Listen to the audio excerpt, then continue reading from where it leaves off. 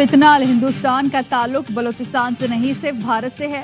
दरिंदे हिंदुस्तान के पैसों और अहकामात पर दहशत गर्दी कर रहे हैं। फितनाल हिंदुस्तान के साथ फितनाल ख्वारिज का गठजोड़ भी भारत के साथ है।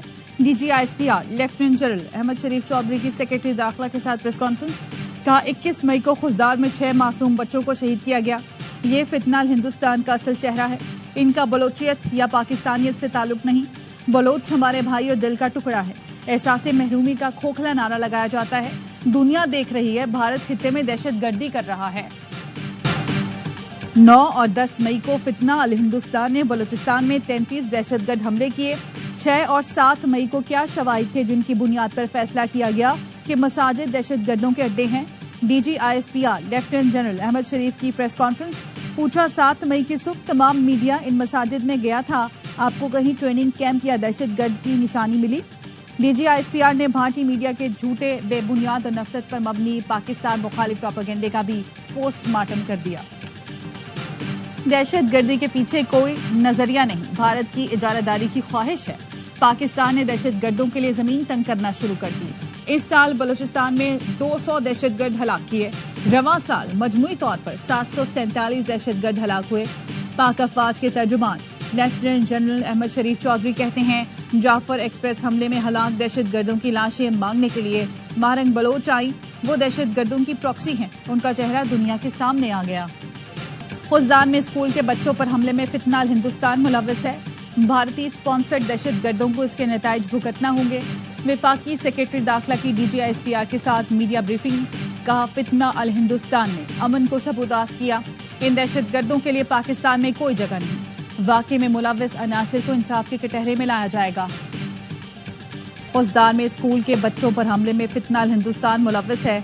भारतीय स्पॉन्सर्ड दहशतगर्दों को इसके नताइज भुगतना होंगे। खुजदार में स्कूल बस पर हमले में जख्मी मजीद 2 तलबा शहीद। तालिब इल्म हैदर और तालबा मलाइका ने जामे शहादत नोश किया। भारतीय स्पॉन्सर्ड फितना हिंदुस्तान के हमले में शहीद तलबा की तादाद 6 हो गई।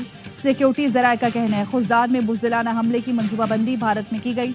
भारत बलूचिस्तान और KP में दहशत गर्दी के लिए अपनी प्रॉक्सियों का इस्तेमाल कर रहा है। बच्चों के खून का हिसाब फितना हिंदुस्तान और उनके आकाओं से लिया जाएगा।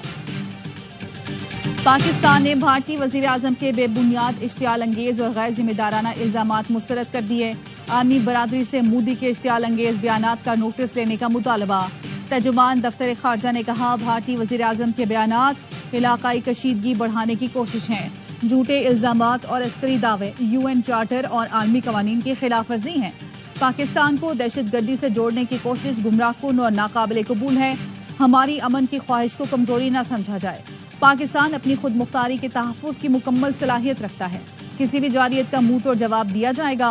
भारत कश्मीरियों पर मजालिम से तवज्जो हटाने के लिए पाकिस्तान को निशाना बनाता है।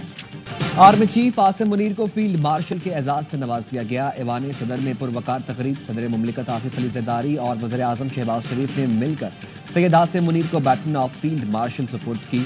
तकरीब में वफाकी वज़रा और सर्विसेज चीफ्स ने भी शिरकत की। साबिक वज़ीर आज़म नवाज शरीफ, बिलावल भुट्टो ज़रदारी की भी शिरकत। सिंध, पंजाब और बलूचिस्तान के वज़रा आला समेत अरकान पार्लियामेंट भी शरीक हुए। Director communication IMF Julie Kozack के हाथों भारतीय सहाफ़ी को शर्मिंदगी का सामना। जूली ने न्यूज़ कॉन्फ्रेंस में कहा, IMF बोर्ड ने 9 मई को जायजा मुकम्मल किया। पाकिस्तान ने तमाम अहदाफ पूरे किए और इस्लाहात में पेशरफ्त की। बोर्ड के फैसले इत्तफाक राय से किए जाते हैं। कर्ज की ये रकम बैलेंस ऑफ पेमेंट के लिए होती है, हुकूमत पाकिस्तान के बजट के लिए नहीं। कर्ज की रकम सिर्फ स्टेट बैंक के पास ज़र मुबादला के ज़खायर के लिए दी गई है। कांग्रेस रहनुमा ने भारत की इबरतनाक शिकस्त तस्लीम कर ली। कांग्रेस MLA विजय वडेट्टीवार ने मोदी की जंगी सोच को नाकाम करार दे दिया। कहा, पाकिस्तान ने सस्ते ड्रोन्स भारत भेजे, भारत ने अरबों झोंक दिए। चीन ने पाकिस्तान को 5000 ड्रोन्स देकर भारत की कमजोरी बेनकाब कर दी। पाकिस्तान ने भारत के 3-4 राफेल तैयारे तबाह कर दिए, मगर मोदी सरकार की मुजरिमाना खामोशी बदस्तूर बरकरार है। वजीर आजम शहबाज शरीफ के मुशीर राना सना ने वजीर आला खैबर पख्तूनख्वा का बयान अहमकाना करार दे दिया। कहा, कौमी मुफाद पर जाती मुफाद को तरजीह न दे। मानी से मुलाकात का मसला जेल हुकाम और मुलाकात करने वालों का है। PTI से पार्टी के अंदरूनी मामलात नहीं संभल रहे तो हुकूमत से करने वाली बात कैसे होगी?